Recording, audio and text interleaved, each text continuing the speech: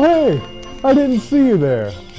This is the time of year when children are gleeful, and I hate that shit. So get yourself a mug of a Four Loko hot chocolate and enjoy the show.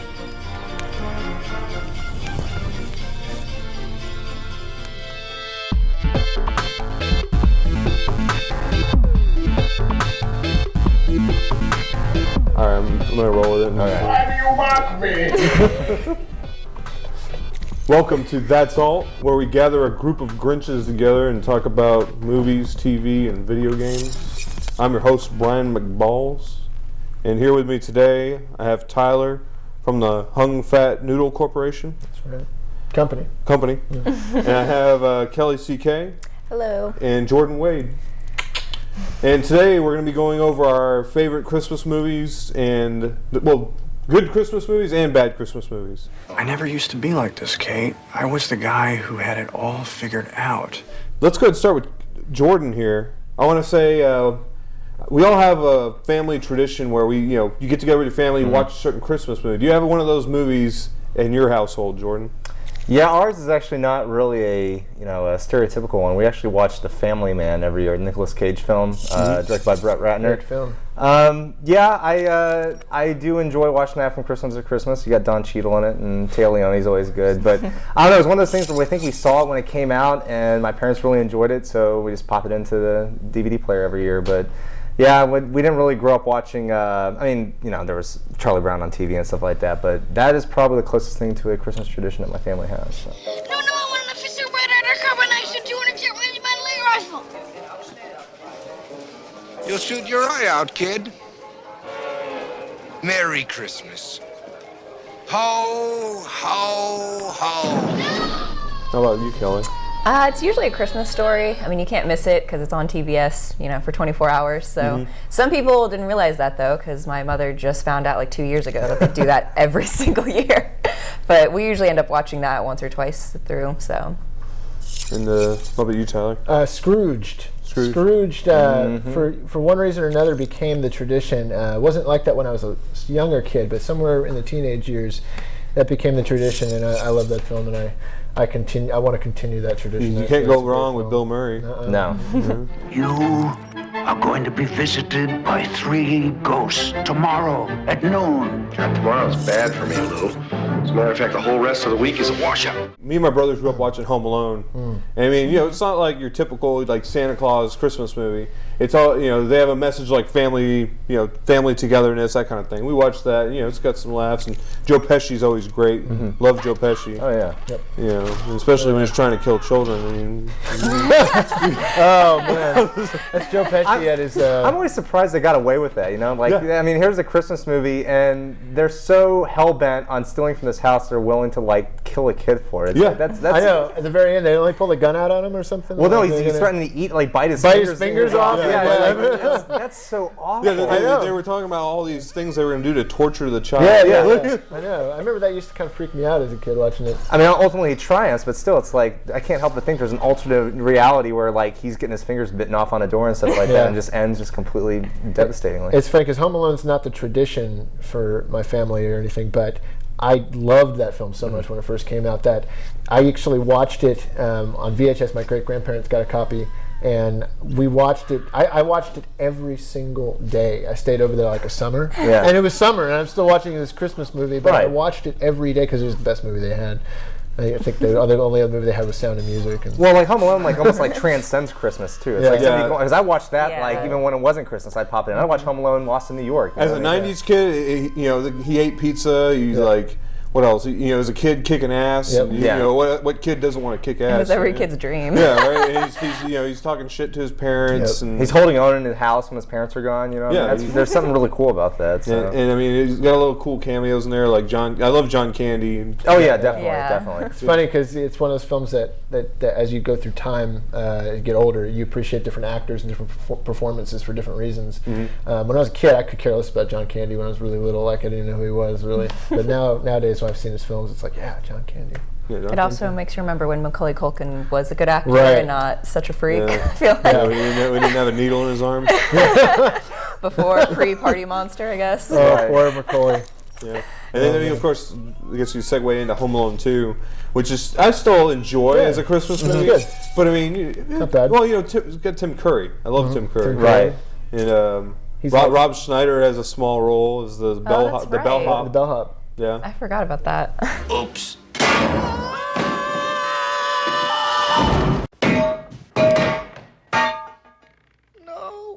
Misunderstood. It's sort of the same Yeah, formula like as the a first one, remake. yeah. Kind of like a remake in a different location. Right, or but as something. a kid, you didn't really care though. It was like, oh, he's lost in New York, he's going to go to like a giant toy store. And, I remember thinking after that film came out, I was like, where's he going to get lost next? Like the tropics? Or you know? Like, Oh, we don't want to talk about the third movie. oh, there there was a one? third What? It wasn't with Macaulay. They got some real like random kid. I think, and you know, it's we're talking about Home Alone 3 now, but that's Scarlett Johansson's first movie. Really? Home Alone 3. That's interesting. She's the kid's sister. Yeah. In Home Alone 3. Wow, that's really Interesting. interesting. Yeah, Yeah. but that's not even a Christmas movie. I feel so bad for her resume. Well, not now. It only went up, but you know. Yeah, that's true. But, Have that at the bottom. Go on with some more some good Christmas movies. You know, there's some classics. I don't know, like Batman Returns. Batman. Here's Bane. yeah, I think Bane's he's a astral projection into our little studio. here. Bane's a fan of Batman Returns. I find that funny. No, but well, I guess we segue into that is that there's a lot of movies that aren't really Christmas movies, but they feature. I mean, you know, it's the season. You know, you got snow and Christmas in the background, so you can't help but think it has a tint of Christmas to it. Yeah. And I mean, what comes to my mind is Gremlins, Yeah. Die Hard, Lethal Weapon. Yeah. Edward Scissorhands. Edward Scissorhands. Yeah. Die Hard 2 even, I think, had Die Hard 2. the Christmas motif going on. Yeah, the whole thing. Friday After Next. Right. Friday That's after next, that's real good. And then like the intro to Lethal Weapon is actually a Christmas song. I don't remember which song it is. I haven't watched the movie. I watched it this season, but you know, there's a Christmas song in the intro of Lethal Weapon. And, when they're at Danny Glover's home. No, that's not, no. What's his name? Murtaugh. When they're in Murtaugh's home. Well, Die Hard. They're in Murtaugh's home, and he's got his Christmas tree up, and but he's like I said, Batman Returns. Yeah. That's about reindeer games. Reindeer games. Reindeer Oh, Games. That was totally. I don't know if I've Christmas- seen I that ne- one. I think Ben I saw it. Affleck. I know Ben Affleck's in I it. think but it was on I've the never watched background on television once while I was growing up, but I never. Charlize Yeah. Theron. Yeah, I think she gets topless in it. Oh yeah. Yeah. So Merry that's a Christmas. Yeah, Merry Interesting. Christmas. For a Christmas movie, yeah. Everybody should check that one out now. Yeah. I feel like you have to bring up Tim Allen. He's, you know. Right, the Santa Claus. Santa yeah. Claus. Santa Claus movies. Yeah. Nice coat. Well, how do I look? You got some other things too. Oh, yeah, Gremlins. Let's talk about Gremlins a little bit because, you know, Gizmo is a Christmas gift. He's a Christmas gift. There's Gremlins like Christmas caroling in it, and Yeah. That sounds horrifying. It's really interesting. You ever seen Gremlins? I don't think I've watched the whole thing. I've Really? seen maybe parts on TV. Then there's Yeah.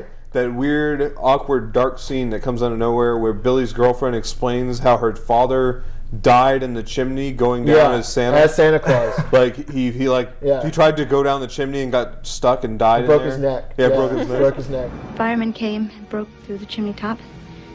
And me and Mom were expecting them to pull out a dead cat or a bird. And instead, they pulled out my father. I feel like you also need to bring up Nightmare Before Christmas. You know, kind of spans October through Christmas. You know. Oh yeah, That's a good one. keeping Hot Topic in business. Yeah. Yeah. What would they do without Tim Burton? Tim Burton. They should rename it Tim Burton. Burton Topic? Yeah, Burton Swag. Hot Burton? Hot Burton. Hot Burton works. No, but you know that is a good movie to watch. If there's any tradition, it's not Christmas, but it's for a Christmas movie. That's the one I watch on, like, my family's always watched on, like, Halloween or, like, right after Halloween because it's that bridge that you're talking about, yeah. Do you have like Kelly? Do you have a favorite Christmas movie that's like not Christmas? Well, the only one I own that I love is Love Actually. Okay. I mean, it's a British film, so it's kind of dry British humor, but you have Liam Neeson, you have Rick from Walking Dead before the Rictatorship, so can't really complain there. But it's a cute little story. I mean, there's also a love story in it with two people who meet on the set of a porn film that are like doing lighting, so it's kind of offbeat, but it's surrounded by Christmas, so it's a good one I like to watch every year. I'll admit I've avoided that movie. It's good. I like it, but I think it's so funny that the films we're mentioning are like, they're not really like the Christmas classics. Like, I mean, like It's a Wonderful Life, Miracle on 34th Street, all this stuff. Shows where our generation grew up with. Yeah, I mean, I think that was probably the divide. Is all the Christmas movies and like back in the '60s and '50s, '70s. You know, they were about the season and about happiness. Like, you know, Frosty the Snowman, Rudolph, and then, you know, you get into the 80s, 90s, and beyond, and it's all like dark and, you know, well, like Jingle All the Way. That's like Jingle All the Way. That's kind of one of my that's kind of one of my favorites. It's a good guilty pleasure for me. Yeah. I mean, is there anything with Arnold's a guilty pleasure? Well, the fact that we have a Christmas movie with Arnold in it, and like, you know, and granted, there's a good message in the end, but the whole movie is about like the bad parts of Christmas. You know, it's all about the commercialization. Yeah, the commercialization. Yeah, it's all about moral. the toys. Yeah. And and then you got Sinbad in it, so you know that's great when you got them in the movie where together. did he go? I feel like I want to see him more, maybe. Well, yeah, he was rumored to have died. Then he came back. He showed up in a cameo of Always Sunny in Philadelphia, Really? where he's a mental patient. Okay. Is that the new season? I haven't seen that. Season 4 or something. All I know is Sinbad made Jingle All the Way Sinbad. I mean, it was just. You know what else I love about Jingle All the Way was, well, you gotta say Jake Lloyd's in it. Right. One of his best performances. It gave us Anakin Skywalker before Anakin Skywalker. Yeah, that's also the beauty of that film. Yeah. There was somebody. I forgot about that. Oh, that man. was Phil Hartman's last movie. Yeah. Really? Either that or Small Soldiers. Which one? I think it was Jingle All the Way. Jingle All the Way, probably. Yeah. Yeah, Phil Hartman. He was perfect. I mean, he's classic. He's awesome in that film. What's that line Arnold says? He's like, "Stop eating my cookies! Put that cookie down now!"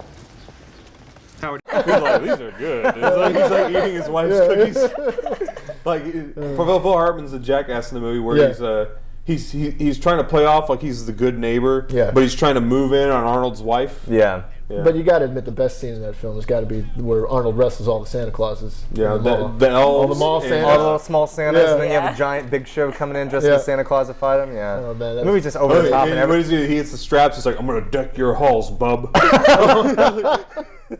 He does that? I can't remember. I'm pretty sure he said that. The movie is filled with all sorts of weirdness. So yeah, it's a classic in its own right. Sounds like a typical '90s Arnold movie. Yeah. And I think that's what they were trying to go for in that. It's like everything you love about Arnold and Christmas. Okay, people, tomorrow morning, 10 a.m., Santa's coming to town. Santa! Oh my God! Santa here? I know him. You keep going on about guilty pleasures. I want to say Elf is kind of a guilty pleasure for me. Elf, yeah. Mainly because there's bits of little like humor sprinkled in that I really enjoy. Yeah. And then, but I wish it was a mature comedy. I really wish it was a mature comedy because I mean, it sort of teases it in parts. Yeah, it does tease it in parts. Like Peter Dinklage's character doesn't really know what it wants to be. Yeah, kind of thing. and like, of course, the best line in the movie is when he goes to the mall Santa and he's like, "You sit on a throne of lies." Yes, I remember that line. That's funny. Yeah, that's the best one. Yeah. You have a guilty pleasure Christmas movie, Tyler? I do. Ernest Saves Christmas. It's got to be. I mean, if you're going to come with a guilty pleasure, that's definitely as guilty as they come. Ernest is definitely an acquired taste. He is, and it's one of those things you kind of had to have grown up with. Ernest, Jim Varney's character Ernest in the movies they made and the commercials and whatnot, they're very, very low ball humor, just really.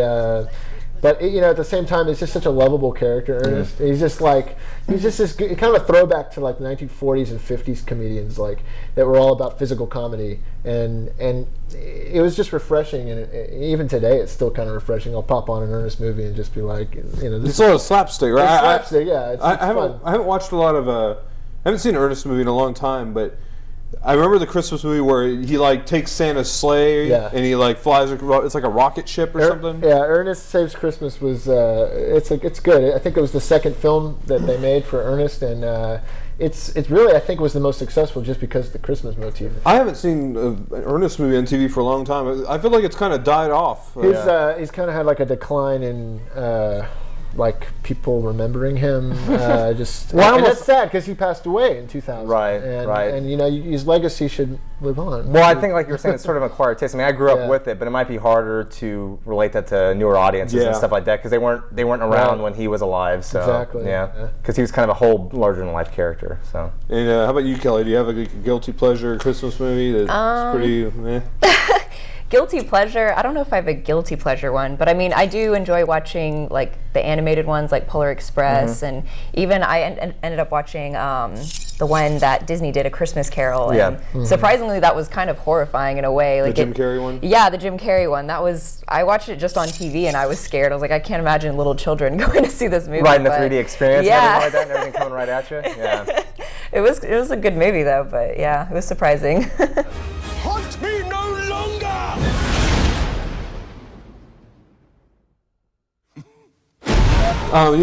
We've talked about some guilty pleasure Christmas movies, but I want to say that there's some Christmas movies I just can't stand, and I'm going to go ahead and mention that now is the Ron Howard's live-action Grinch movie, and I can't stand that movie. I don't know what it is, but to me it's just like whenever you're in the Grinch's lair, it feels like it's on a set, like it's on a set. Yeah. And it came out around the same time as Batman and Robin, which already leaves a bad taste in my mouth. So funny you're saying that. It looks like Batman and Robin to me with the lighting. And I was just thinking that as you said it, like because I was going to say Ron Howard utilizes a lot of Dutch tilt angles and stuff, and that was the same stylistic move that Joel Schumacher made in the Batman Forever and Robin films, and he just those tilted angles and just the crazy, whimsicalness of the Grinch. It just I didn't really like that film either.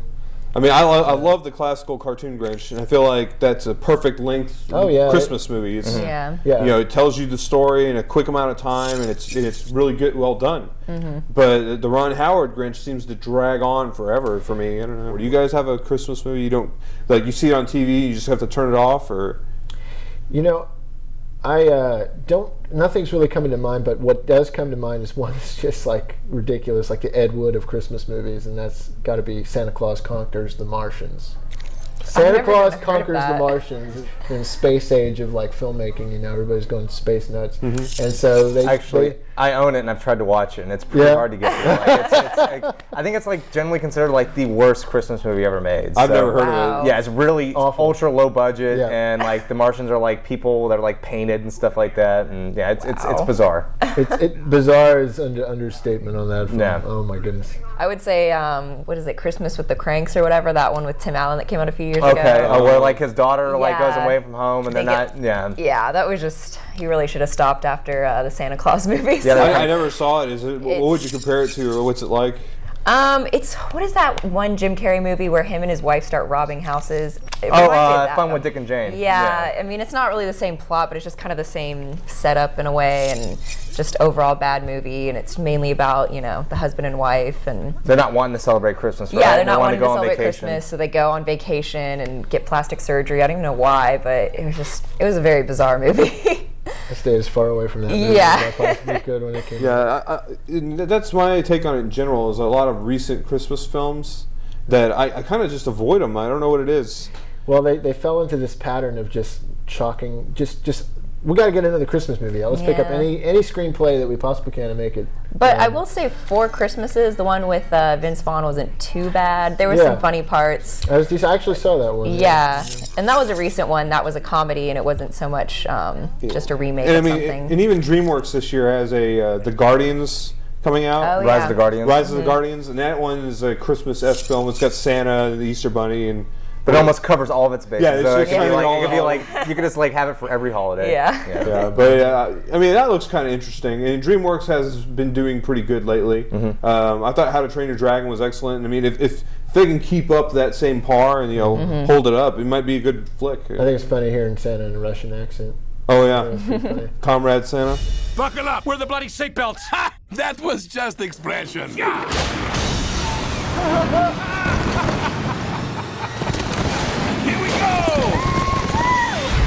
Everyone loves this sleigh. All right, guys. Well, that's it for us this year. Feel free to follow us on Twitter at Ultness and visit our webpage, ultness.com. And we want to wish you all happy holidays from all of us here at ultness.com and a happy new year.